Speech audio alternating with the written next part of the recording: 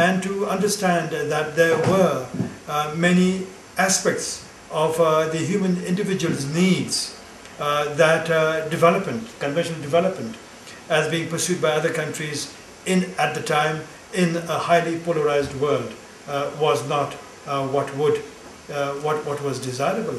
And so we very consciously chose our own model of development, which came, in the form of gross national happiness. And certainly now, having done that, and having been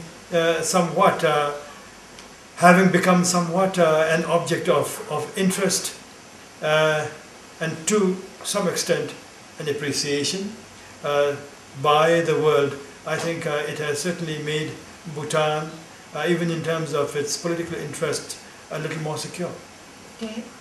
And one last question, because I know Your Excellency is very busy. Some say that the hierarchical nature of Bhutanese society makes for harsher penalties for those without influence.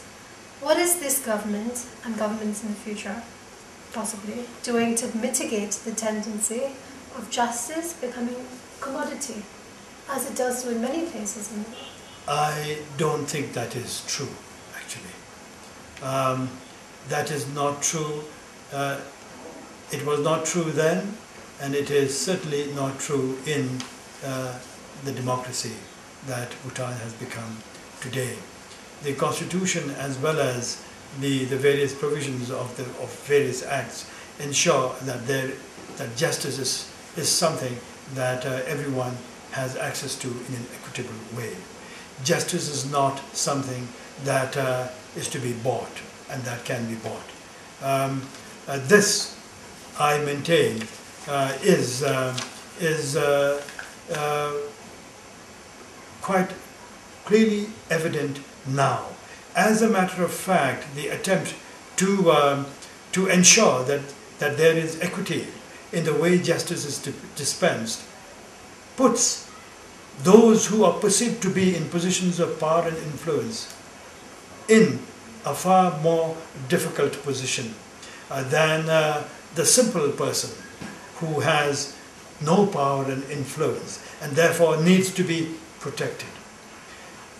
There have been so many instances, especially in the last 3 years of democracy, where people, children, youth, people belonging to the privileged, so-called the privileged class, have received disproportionate sentencing and punishment by law as compared to the more simple folk. It's true. Thank you. That includes even the children of ministers. Thank you, Your Excellency. So what I've gathered from this very long, extensive interview that Your Excellency has indulged me with and privileged me with is that Bhutan does have a long way to go to improve, like every country, and is a work in progress.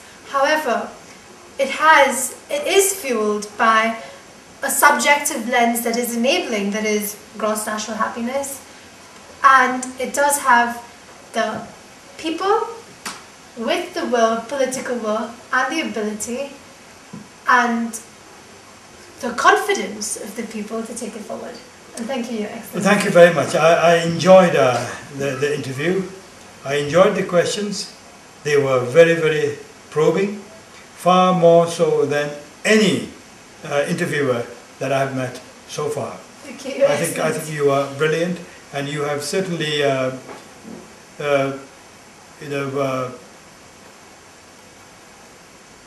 created this desire on my part to investigate more and to understand more what I talk about also. Okay, thank you, Your Excellency. Thank you very much. It's not completely, I don't think I'm deserving of that praise, but it certainly gives me something to live up to.